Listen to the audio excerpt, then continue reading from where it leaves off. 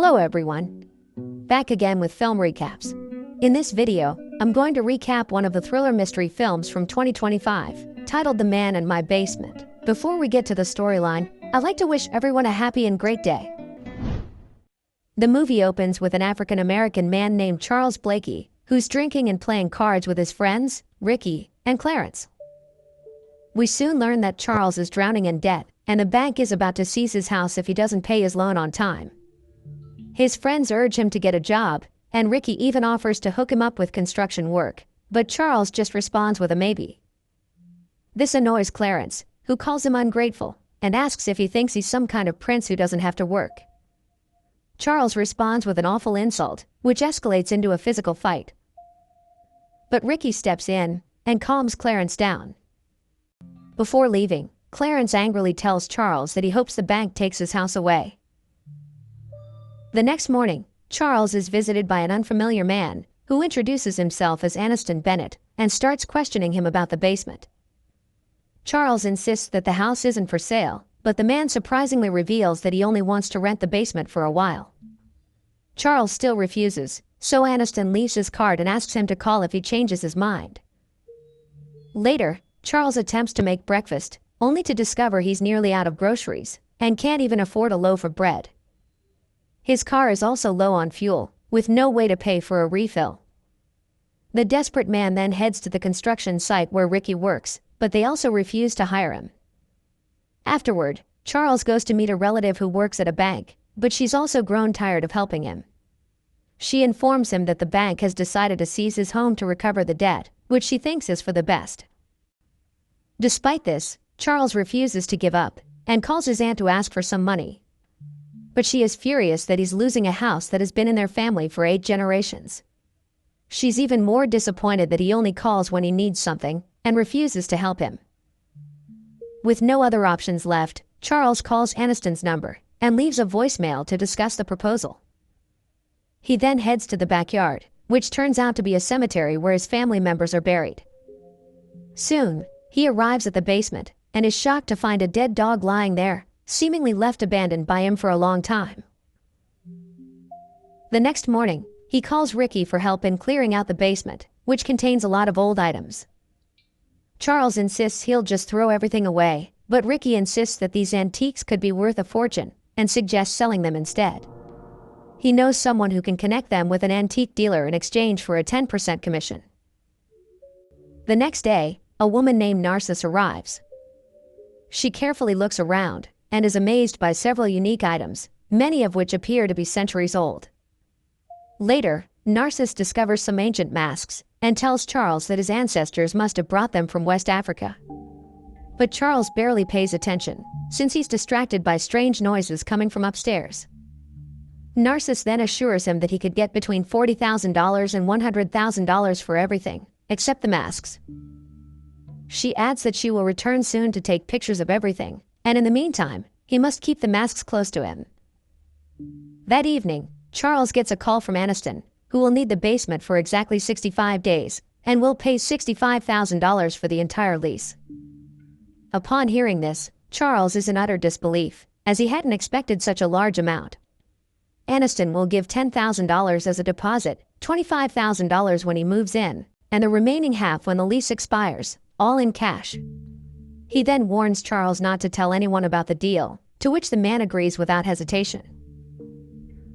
The next day, Charles receives a delivery for the basement and discovers that Aniston has sent a lot of stuff for his stay. He has also sent some money, which fills Charles with joy. Without wasting a moment, he heads to the bank and humiliates a banker before paying off his debts. He also fills his car with gas and stocks the refrigerator full of groceries. Days later, Charles arrives at a train station to pick up Aniston. Once they arrive at the basement, Aniston decides to treat him to a glass of expensive whiskey, and they begin to get to know each other. Charles asks about his business, and the old man explains that he runs a reclamation process, which searches for treasures beneath someone's property, like diamonds. He then acquires the property and contacts those who can mine it, which earns him a large commission. Aniston then hands him the $25,000 as agreed, after which Charles leaves him alone and heads upstairs. The next morning, When Charles returns to the basement with a coffee, he is horrified to see that Aniston has built a cage with a toilet and has locked himself inside. The old man explains that he wants to isolate himself from the world and asks Charles to bring him meals every day while he focuses on reading and writing. Charles finds this bizarre and refuses, but Aniston requests to stay for at least 2 weeks. After that, if Charles wants him gone, he will leave, but if allowed to stay, he will double the final payment. Charles reluctantly agrees, so Aniston hands him the key to the cage to ensure he cannot get out on his own. To avoid being caught in this bizarre situation, Charles locks the basement doors securely and even covers the windows so no one can see Aniston inside. That evening, he brings the old man food and also gives him a flexible faucet to use for washing the dishes. The next day, Charles visits a local library and decides to search the internet for information about Aniston, but finds nothing. He then returns home and spends his time engaging in philosophical conversations with the old man. At one point, Charles asks Aniston if he's ever been to Africa. When the old man says yes, Charles shows him the antique masks and asks if he knows anything about them. Aniston then asks for a pocket knife, and when he carefully scrapes off the paint, it reveals gold underneath, leaving Charles completely stunned. In the next scene, Charles arrives at Narcissa's house and shows her the mask plated with gold, which shocks her as well. He says he might not be the only one with such treasures, that there could be others too. He proposes a deal. They could drive around and offer their services to other families and go through their antique stuff for a commission. But Narcissa refuses and is annoyed that he wants to turn his heritage into merchandise. That evening, Charles returns home late and finds Aniston furious because he hasn't received a meal all day. But a frustrated Charles also snaps back and demands to know why he's hiding here and asks if he's a criminal. Shockingly, Aniston admits that he is, but swears no law enforcement is after him. Charles presses to know what he's done, but Aniston refuses to say anything and simply reminds him not to forget his meals next time. Later, while Charles is freshening up, he suddenly notices his skin peeling away, revealing a thick layer of gold underneath. But then, when he looks again, he notices that his skin has returned to normal and dismisses it as a hallucination. The next evening, Charles spends some time drinking with his friends and apologizes to Clarence for what happened during their last meeting. While driving home, Charles suddenly closes his eyes before taking his hands off the steering wheel, and it seems like he wants to end his life. And then all of a sudden,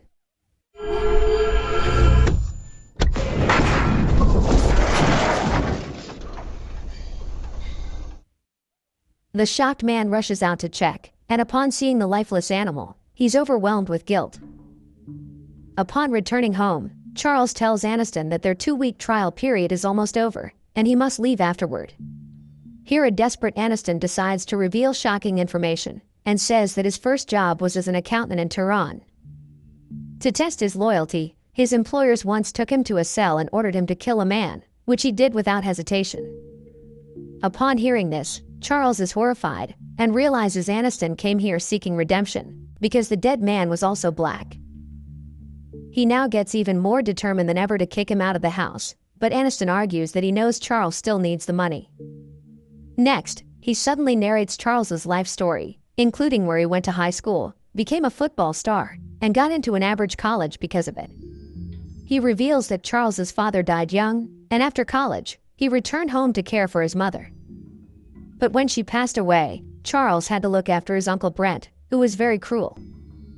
Aniston even knows that Charles once worked at a bank, where he stole $433 and got fired, leaving him broke and buried under a $68,000 mortgage.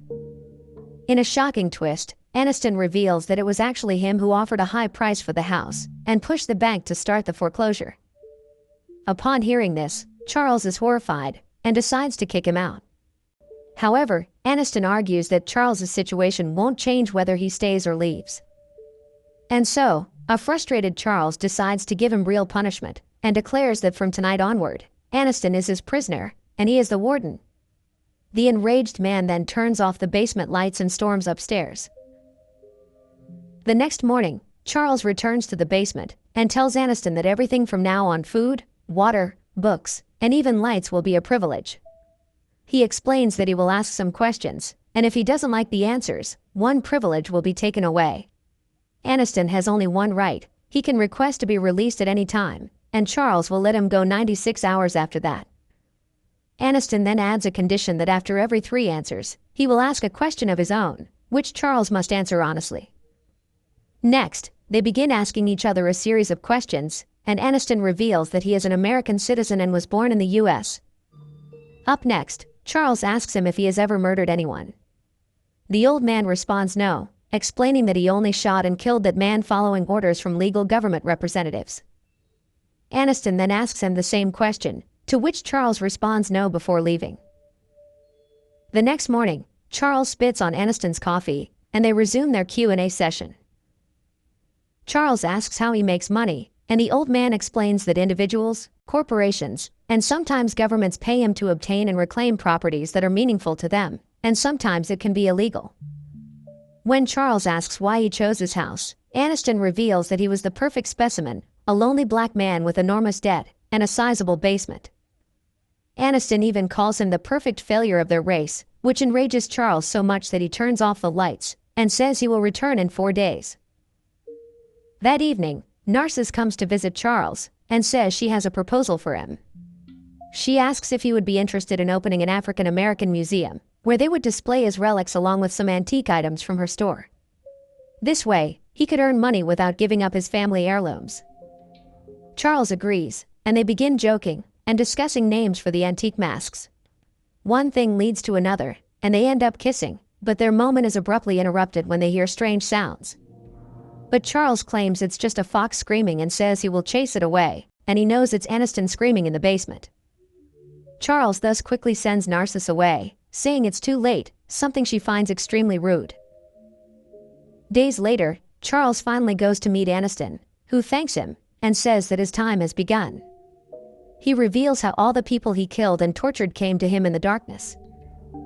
He then begins recounting all the atrocities he has committed, including the time he fed a 9-month-old baby to a hungry dog on someone's orders. However, he tries to justify himself, claiming that he has also saved thousands of lives, and that the baby would have died one way or another. Upon hearing this, Charles is shaken to his core and proceeds to leave. Even though Aniston begs him not to cut off the light, he refuses and switches off the bulb. That evening, Charles arrives at a party of his close friends, where he notices Narcissus as well, and the two awkwardly stare at each other. Frustrated, he begins drinking, and soon hallucinates his dog, which prompts him to flee from the party. Soon, Charles returns to his house, and senses someone's presence, so he arms himself with a shovel. He looks carefully around, and notices the television on. As he moves closer, he watches a montage of several clips showing the suffering of black people throughout history. His hands suddenly appear bloodied, and he sees his hungry dog devouring the innocent deer he once hit. The dog starts barking, and a terrified Charles runs upstairs and hides under a bed. Moments later, a man, who turns out to be his dead Uncle Brent, enters the room to beat him for his bad behavior. This is obviously a hallucination, but it implies that Brent was an abusive person who used to beat Charles in his childhood. Before Brent can reach him, Charles runs away from the house, while recalling his teenage years, and soon falls into the sea. While in the water, he sees a woman nearby, and she seems to be his mother. Later on, Charles returns to his house and heads to one of the rooms, where he sees his uncle dying and begging for help. Charles breaks down in tears and feels his mother's hand on his shoulder, after which he leaves the room. Disturbed by these events, he finally decides to visit Aniston, but finds the man in a horrible and filthy state. Aniston quickly threatens to kill him, so Charles warns that in that case, they would both end up dead. Here, Charles demands that he tell him who he is, or he can go back into the darkness. When asked his real name, Aniston reveals that his birth name is Tamal Nosos, but that he never knew his parents. His birth certificate lists his mother, Maria Nosos, as Greek and unmarried, while his father appears only as Tamal, with Turkish nationality. Charles then removes his blue contact lens and explains that when he grew up, he gave himself a new name and adopted the surname Bennett from a powerful British family. Upon hearing this, Charles begins mocking him, saying that since he never knew his father, he could be anything, such as Arab, Indian, or even African. but Aniston angrily insists that he is as white as the sun. After this, Charles surprisingly calms down and gives the old man a bath and some food before finally providing a new light bulb and a book. Afterward, Charles finally admits that he killed his uncle by letting him die. He reveals how he was angry that he had been left alone in the house to care for the man he had hated his entire life. And so, he stopped answering his calls, and eventually those calls turned into screams, which he ignored. Charles waited for the screams to stop, and in the end, his uncle passed away because of the neglect. Aniston is stunned to hear this, and it seems that Charles has been overwhelmed with guilt ever since this incident. The next morning, he finally decides to vacate his uncle's room, and he notices a little girl in a dog mask outside, who glances at him before leaving. He then heads to the basement with a meal for Aniston, only to find the old man lying lifelessly. He has left behind a letter, explaining that he came here in search of answers in books, but ultimately discovered the true answers while trapped in the darkness. Charles buries Aniston in the cemetery in the yard, alongside his family members. To add, the man even left letters to be delivered to his business associates and family, so they could mourn him, but Charles doesn't care and burns them. Aniston also left a red pill for Charles, which could grant a fast and painless death if he ever chooses to use it. However, Charles decides to take a different path, and begins building a purposeful life. He and Narcissus transform his house into a museum, where they display the ancient relics for the world to see. The movie ends with Charles living in the basement cage, reading books, and continuing his journey of redemption. Okay guys, thanks for watching. See you again in the next video.